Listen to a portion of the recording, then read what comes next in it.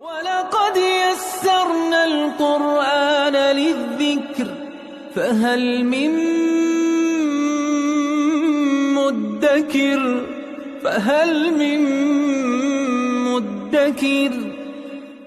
اعوذ باللہ من الشیطان الرجیم بسم اللہ الرحمن الرحیم الحمد للہ رب العالمین وصلی اللہ علی سیدنا و نبینا ابی القاسم المصطفى محمد وعلى آلہ الطیبین الطاہرین المعصومین اما بعد اعوذ باللہ من الشیطان الرجیم بسم اللہ الرحمن الرحیم وَإِذْ نَجَّيْنَاكُمْ مِنْ آلِ فِرْعَوْنَ يَسُومُونَكُمْ سُوءَ الْعَذَابِ يُذَبِّحُونَ أَبْنَاءَكُمْ وَيَسْتَحْيُونَ نِسَاءَكُمْ وَفِي ذَلِكُمْ بَلَاءٌ مِّن رَبِّكُمْ عَظِيمٌ صدق اللہ العلی العظیم۔ ان آیات میں بنی اسرائیل پہ جو پروردگار نے احسانات کیے، جو ان کو نعمتیں دیں، اور ان نعمتوں کے آنے کے بعد جو ان کا رد عمل تھا، جو ان کا سلوک اور رویہ تھا، اس کو بیان کیا ہے۔ سب سے پہلی نعمت جس کا گزشتہ آیات میں تذکرہ ہوا وہ عالمین پہ فضیلت۔ اب وہ جو ان کی عالمین پہ برتری تھی، کن چیزوں کی وجہ سے تھی، وہ کون سی فضیلتیں، کون سے معجزات پروردگار عالم ایک ایک کو گنوا رہا ہے، اور اس کے مقابلے میں انہوں نے کیا کیا اس کی طرف بھی، تاکہ ان نعمتوں کے تذکرے سے ان میں غرور کی حس نہ آ جائے اور وہ تکبر کا شکار نہ ہو جائیں۔ لہذا جو ان کا رویہ تھا، جو ان کا سلوک تھا، پروردگار نے ان کو کیا دیا اور بنی اسرائیل نے کیا کیا، اس کا تذکرہ یہ سلسلہ پہنچا آیت نمبر 49 پہ۔ وَإِذْ نَجَّيْنَاكُمْ مِنْ آلِ فِرْعَوْنَ۔ وَإِذْ نَجَّيْنَاكُمْ پہلے بھی ہم نے عرض کیا، جہاں پہ قرآن کریم میں اس طرح کے الفاظ آتے ہیں وَإِذْ، وہاں پہ اس کا مطلب یہ ہوتا ہے اور تم یاد کرو اس وقت کو۔ وَإِذْ نَجَّيْنَاكُمْ مِنْ آلِ فِرْعَوْنَ، اور تم یاد کرو اس وقت کو، یعنی وہ بہت بڑی نعمت تھی، وہ بہت بڑا اچھا وقت تھا، اس کو یاد کرو جب ہم نے تمہیں آل فرعون سے نجات دلائی۔ آل دیکھیں معمولاً جو استعمال ہوتا ہے، ایک فرد، اس کا جو قوم و قبیلہ ہوتا ہے، اس کی جو اولاد ہوتی ہے، اس کے لیے آل، جو اس کے اہل و عیال ہوتے ہیں، اہل اس کے لیے استعمال ہوتا ہے۔ لیکن آل فرعون یعنی جو اس کے ہم عقیدہ لوگ تھے، ہم فکر لوگ تھے، یہاں پہ آل سے مراد وہ ہے، نہ کہ فقط اس کے رشتہ دار۔ وَإِذْ نَجَّيْنَاكُمْ مِنْ آلِ فِرْعَوْنَ، آل فرعون سے دیکھیں جہاں پہ پروردگار کے احسانات کا تذکرہ ہے، وہاں سے سب سے پہلے نمبر پہ آل فرعون سے نجات، یعنی سب سے بڑی نعمت پروردگار کی ایک قوم کے لیے یہ ہو سکتی ہے کہ پروردگار طاغوت اور ظالموں کی غلامی سے اس امت کو بچائے، نجات دلائے۔ یہ بہت بڑی نعمت ہے پروردگار کی، لہٰذا سر فہرست اس نعمت کو بیان کیا۔ آل فرعون سے تمہیں نجات دی، ان کی غلامی سے تمہیں بچایا۔ یسومونکم سوء العذاب، وہ تمہیں بدترین شکنجے اور بدترین عذاب دیتے تھے۔ یسومونا ساما سے اگر لیا جائے تو وہ حیوان کو چراگاہ میں چرنے کے لیے جو بھیجا جاتا ہے، اس کے لیے عرب یہی لفظ استعمال کرتا ہے۔ لہٰذا وہ حیوان یا وہ گائے یا بکری جو سارا سال وہاں پہ چرتی ہے، اس کو گھاس گھر میں ڈال کے نہیں دیا جاتا، اس کو سائمہ کہتے ہیں۔ تو ایک اس کا مطلب یہ بھی ہو سکتا ہے یسومونکم سوء العذاب، انہوں نے تمہیں دردناک شکنجوں اور عذاب کا تمہیں عادی بنا دیا تھا، تمہاری خوراک شکنجے تھی، تمہارا کھانا پینا یہی تھا، یعنی یہ کثرت کی طرف اشارہ ہے، شدت کی طرف اشارہ ہے۔ اب ان کا تذکرہ ہے، ان میں سے بعض کا تذکرہ ہے کہ وہ کون سے شکنجے تھے، کیسے وہ تم پہ عذاب کرتے تھے۔ یذبحون ابناءکم، وہ مسلسل تمہارے بچوں کو ذبح کرتے تھے۔ اس کی مختلف وجوہات بیان کی گئیں، اور معروف وہی کہ فرعون کو بتا دیا گیا تھا کہ بنی اسرائیل میں سے ایک بچہ ایسا دنیا پہ آنے والا ہے جو تیری حکومت کا تخت الٹے گا، لہٰذا اس وجہ سے اس نے حکم دیا تھا کہ اس کے بعد جو بھی بچہ دنیا پہ آئے اس کو قتل کر دیا جائے۔ یذبحون ابناءکم، وہ تمہارے بیٹوں کو ذبح کرتے تھے مسلسل، یذبحون فعل مضارع، ویستحیون نساءکم، اور تمہاری خواتین کو کنیزی اور خدمت کے لیے زندہ رکھتے تھے۔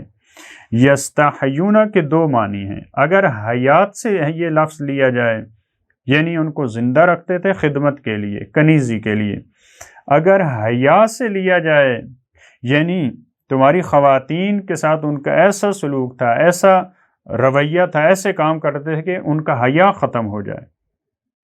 یا ایک اور تفسیر بھی بیان کی جاتی ہے، وہ بھی اچھی تفسیر ہے، جو زندہ رکھتے تمہاری خواتین کو وَيَسْتَحْيُونَ نِسَاءَكُمْ، حیا کی وجہ سے، یعنی بالآخر جو تھوڑا سا انسان جس میں غیرت ہوتی ہے وہ خواتین کو قتل کرنے سے شرم محسوس کرتا ہے۔ تمہارے بچوں کو، مردوں کو تو قتل کرتے تھے لیکن خواتین کو، بہرحال جو بھی تفسیر ہو اس کا نتیجہ یہی نکلتا ہے کہ خواتین کو نہیں مارتے تھے، ان کو قتل نہیں کرتے تھے، ان کو زندہ رکھتے تھے۔ وَفِي ذَلِكُمْ بَلَاءٌ مِّن رَبِّكُمْ عَظِيمٌ، اور اس کام میں جو بیٹوں کو ذبح کرتے تھے، جو خواتین کو زندہ چھوڑتے تھے، اس میں تمہارے رب کی طرف سے تمہارے لیے بہت بڑا امتحان تھا، عظیم، بہت بڑا امتحان تھا۔ اس کے بعد ایک اور نعمت کا تذکرہ، وَإِذْ فَرَقْنَا بِكُمُ الْبَحْرَ، اس سے پہلے والی آیات 49 میں نجات کا تذکرہ۔ اب یہ بنی اسرائیل کو نجات کیسے دی پروردگار نے؟ البتہ اس کی طول و تفصیل ہے، اس کی بہت ڈیٹیل کے ساتھ جو قرآن کریم نے بیان کیا وہ سورہ اعراف میں ہے، وہاں پہ جب گفتگو پہنچے گی تفسیر کا سلسلہ تو وہاں پہ بیان ہوگا، لیکن یہاں مختصر انداز میں وَإِذْ فَرَقْنَا بِكُمُ الْبَحْرَ، کیسے نجات ملی؟ کیونکہ حضرت موسیٰ ان کو لے کے چلے تو یہ سمندر پہ پہنچے، دریا پہ پہنچے، علم مفسرین زیادہ تر اس کو دریائے سرخ، ریڈ سی کہتے ہیں، کہ وہاں سے گزر ہوا بنی اسرائیل کا۔ وہاں پہ پہنچے تو وہاں کشتیوں کا نظام تو نہیں تھا، یہ تو ایمرجنسی حالات میں نکلے تھے۔ وہاں پہ کیا ہوا؟ وَإِذْ فَرَقْنَا بِكُمُ الْبَحْرَ، اور تمہاری خاطر، تمہارے لیے ہم نے سمندر کو جدا کر دیا۔ فرقنا فرق سے ہے، جدا کرنے کو کہتے ہیں، الگ کرنے کو کہتے ہیں، یعنی جو پانی اکٹھا تھا تمہاری خاطر وہ ہم نے جدا کر دیا اور تمہارے لیے راستہ بن گیا۔ اس کی پوری تفصیل سورہ اعراف میں آئے گی کہ حضرت موسیٰ کے عصا سے یہ راستہ بنا۔ فَأَنْجَيْنَاكُمْ، اور ہم نے تمہیں نجات دی اس راستہ بننے کے نتیجہ میں، سمندر کے شق کرنے کے نتیجہ میں۔ وَأَغْرَقْنَا آلَ فِرْعَوْنَ وَأَنْتُمْ تَنظُرُونَ، تمہیں نجات دی اسی راستہ سے، اسی پانی سے، لیکن آل فرعون کو ہم نے غرق کر دیا اور تم دیکھ رہے تھے۔ دیکھیں کتنا ایک لیڈر کا کتنا فرق ہوتا ہے۔ ایک گروہ کا لیڈر کون ہے؟ فرعون۔ ایک گروہ کا لیڈر کون ہے؟ حضرت موسیٰ۔ اسی پانی سے، اسی راستے سے الہی لیڈر وہ قوم کو نجات دلاتا ہے، اسی راستے سے، اسی پانی سے، پوری توانائیاں، پوری حکومت موجود ہے، لیکن جب غیر الہی لیڈر ہے، ایسا لیڈر ہے جو خدا کے مقابل میں کھڑا ہے، وہ اپنی قوم کو نجات نہیں دلوا سکتا۔ وَإِذْ وَعَدْنَا مُوسَىٰ، اس کے بعد ایک اور جو نعمت اور احسان ہے پروردگار کا بنی اسرائیل پہ، وَإِذْ وَعَدْنَا مُوسَىٰ 40 لَيْلَةً، اور جب ہم نے وعدہ کیا حضرت موسیٰ سے 40 لَيْلَةً 40 راتوں کا۔ دوسرے سوروں میں اس کی تفصیل موجود ہے کہ پہلے 30 راتوں کا وعدہ تھا، پھر 10 کا اضافہ ہوا اور 40 راتیں ہوئیں، اور تورات کے لیے یہ تھا حضرت موسیٰ کا جو میقات اور پروردگار سے ملاقات، لیکن یہاں مختصر انداز میں بیان ہوا ہے۔ جب حضرت موسیٰ گئے ہیں تورات لینے، الواح، وہ تختیاں لینے جن پہ تورات لکھی تھی، تو انہوں نے کیا کیا بنی اسرائیل نے؟ ثُمَّ اتَّخَذْتُمُ الْعِجْلَ مِن بَعْدِهِ وَأَنْتُمْ ظَالِمُونَ، تم نے کیا کیا؟ تمہارا کارنامہ کیا تھا؟ حضرت موسیٰ کی غیبت میں جب وہ نہیں تھے، تم نے گوسالے کو بنا لیا، تم نے اس کو پکڑ لیا۔ اتخذتم یعنی تم نے اس کو قرار دے لیا۔ کیا؟ اب یہ معلوم ہے بعض دوسری آیات میں بھی انہوں نے اس کو الہ بنایا، اس کی عبادت کرنے لگ گئے۔ ثم اتخذتم العجل من بعدہ، حضرت موسیٰ کی غیبت میں گمراہ ہو گئے اتنے بڑے معجزے دیکھنے کے بعد، وانتم ظالمون، اور تم ظلم کرنے والے تھے، تم نے اپنی جانوں پہ ظلم کیا، اتنی بڑی نعمتیں دیکھنے کے بعد تم شرک میں پڑ گئے۔